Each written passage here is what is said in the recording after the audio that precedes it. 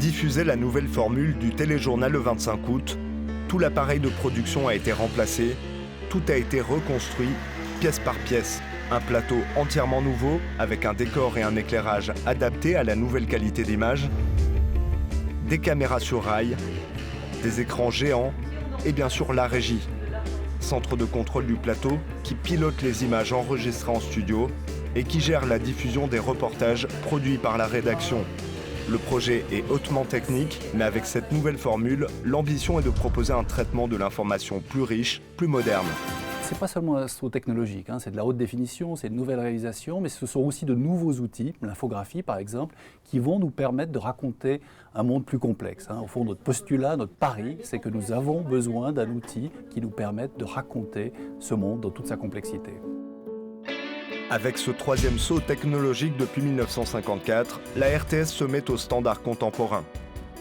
On prend la mesure du chemin parcouru en 60 ans, nostalgie noir-blanc des premières décennies. Bonsoir mesdames, bonsoir messieurs.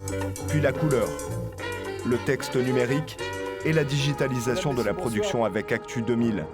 Tout ce temps, les visages de l'actualité, tous symboles d'une époque de l'information. Bonsoir à vous et heureux de vous retrouver pour vous présenter ce journal. Madame, monsieur, bonsoir. Heure H-5. Mesdames, messieurs, bonsoir. Jusqu'à aujourd'hui. Mesdames, messieurs, bonsoir. À quelques jours du lancement de la nouvelle formule, tous les métiers du département à actualité sont sur le pont.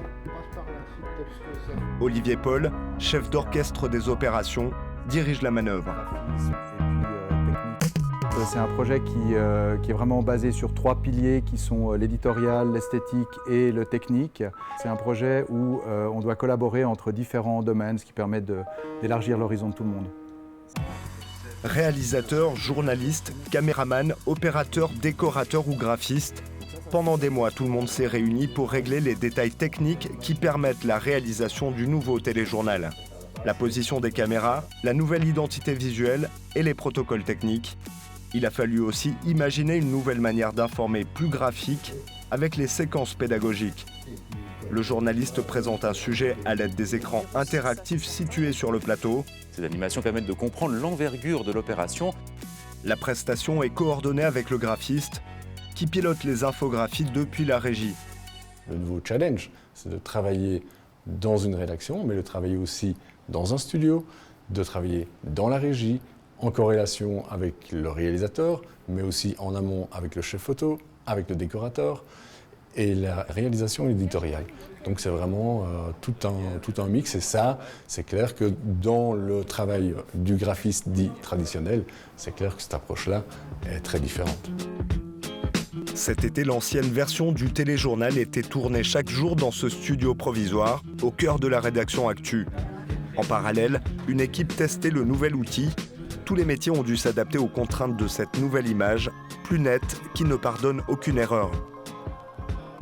5, 4, 3, 2, 1, et top plateau. Bonsoir à tous et merci. Attention pour le A, top. À quelques jours du lancement, après des mois de travail, l'ambiance est fébrile.